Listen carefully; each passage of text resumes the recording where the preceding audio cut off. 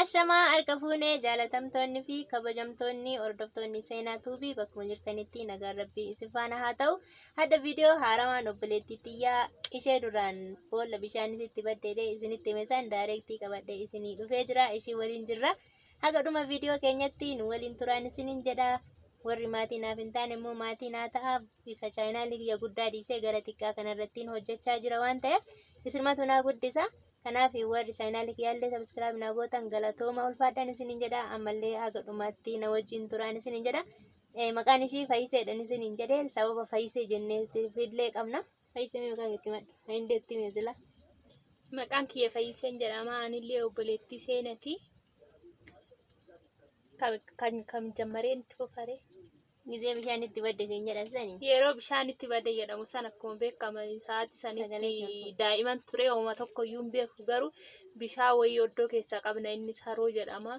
Seenan obboleettii yommuu haga tokko aanarra jirti waan ta'eef daa'iman sirriitti kiristaanaa keetiif jedhanii akkumatti annaqeeyyuu hin beeku erga sinatti himan malee bishaan wayii qumbaa qabadhee dhaqee waraabuudhaafi jedhanii natti himan yeroo natti himan ofii kiyyaan beeku. Seenan immoo dhuftee nalaaltii achitti deddeebitii eessa dhaqxe jedhanii faazariin maazariin hundumtuu anuma barbaadanii ishiin immoo deddeebitee bakkuma bishaanii sanitti deebiti garaatu beekitamuun oolu jedhee tayyaadha amma yoon akka kiyyatti ilaalu garuu booda bishaan kun boora'uun oolu deebitee faazaritti himtee yoo dhufanuu achi keessa nalaalan iyyuu ani achi keessan jira jedhanii ganaa faazarii seenee akkasitti na baasee ishiin iyyitee haguma san iyyuu kana rabbi waliin namsee kiyya baase obboleettii tiyya seenaa tana waaqayyollee nama baase kana sababa namaaf ta'uu namuma jedhee tayyaadhaan garuu yoo ergasii amma natti himanii akka waan guddaa tokkootitti guyyaa sanii waan guddaadha jedhee tan kabajee garasitti fudhadhee yaada.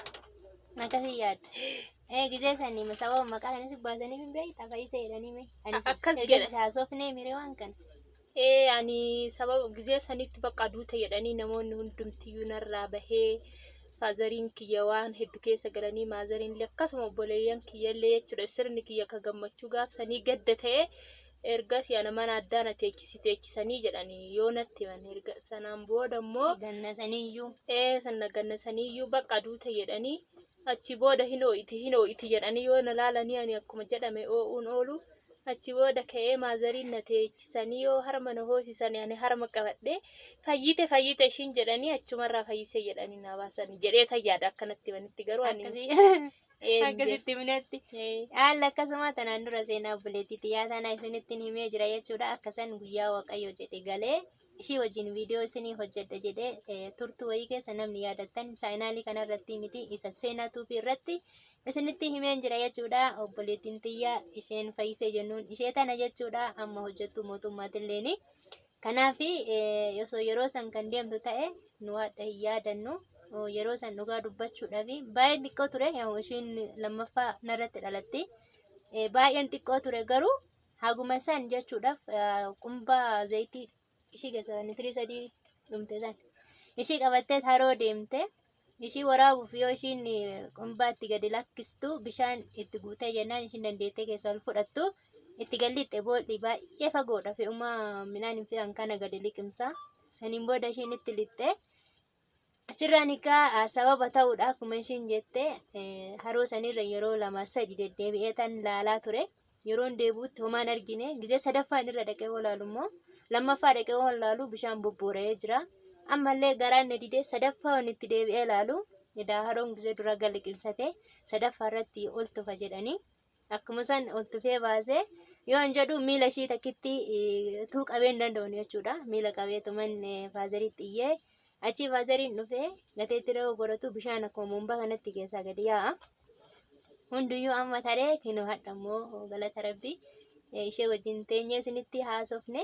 Kanaaf maqaa Fayisee jenneen kanallee sababa san fayyite harma qabatte ishiin ergasillee harma malee guddattelleeni akkasii duraan warroonni maatiin keenya guddaan waggaa 2 waggaa 3 harma hin hoosisan ijoollee ishiin achillee osoo hin gahin gabaabumatti harma malee hin guddatte saba sanii fayyisee jenneeni mee maal jettaani hojii kiyya kana maal jaalatte fayyisee jedhimee maal na gargaaru uummanni si hordofaa Ani akka kiyyatti hojii kee baay'een itti gammade wanta hundumarrayyuu nama gammachiisaa hiriyoonni keellee ka akka keetii chaayinaali kee kana si jajjabeessanii akka ati bakka guddaa geessuuf akka hawwii gaarii siif hawwananillee gama kiyyaanii jajjabeessanii waanuma xiqqoorra waan guddaa gahanii namni seenaa dhabeen jiru namatu wal jajjabeessee wal kaasa jajjabeessan jedha akka kiyyatti. maal jettamee laayikii godhaa baay'isaa ta'an akka fakkeenyaatti Baay'isaayii ni kabiraa'u itti gammadaayii hawwaayii jedhaan ani akka kiyyatti. atiin banatta hundurame Anillee yoo haalli kanaa mijatu taate garuu nan godhadha jedhee ammaa fi hin yaadu akkasii kanallee muuxannoo baay'ee hin qabu garuu nan kolfa yeroo baay'ee yeroo nama waliin haasa'u kan ammoo keessa galee nan hojjedha jedhee yaadu garuu hayyama waaqayyo yoo taate hawwii kiyya duraa yoo ta'e ittan gammada. itti gammada maa hojii amma hojjechaa jirtu kana si caala sitti mulfaatu hojii mootummaatu hojjetta. Haa ta'u wantichi immoo dandeettii barbaada haasa'uu irratti namni garagara waan ta'eef anaaf si amma akka tokkotti haasa'uu dhabuu dandeenya. Annan kolfa yeroo baay'ee akkuma tiyyuu beektu kiyya immoo hojiin yoo xiqqaate namoota gurguddaa waliin hojjannaa bakki nu jirru kolfa baay'ee hin qabu. Sagantumaan hojii keenya hojjannee galla garuu osoo akkanatti hojii kana hojjadhee hiriyoota koo kan beeyne baradhee waan hedduu baradhee an akka kiyyatti natti tola.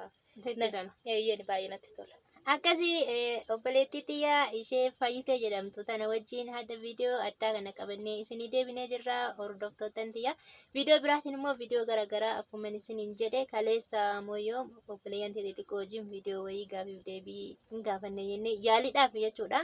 Guyyaa biraa immoo kana caala babbareechinee isin biraan geenyan isiniin jedha hordoftoonni seenaa tuubii bakkuma jirtan hundatti kan biyya alaa jirtan kan keessa illee jiraattanii chaayinaan kiyya hordoftanitti nagaa fayyaanaa ta'a mee dhumarratti warra akka anaa biyya alaa ture kanaan maal jettaan?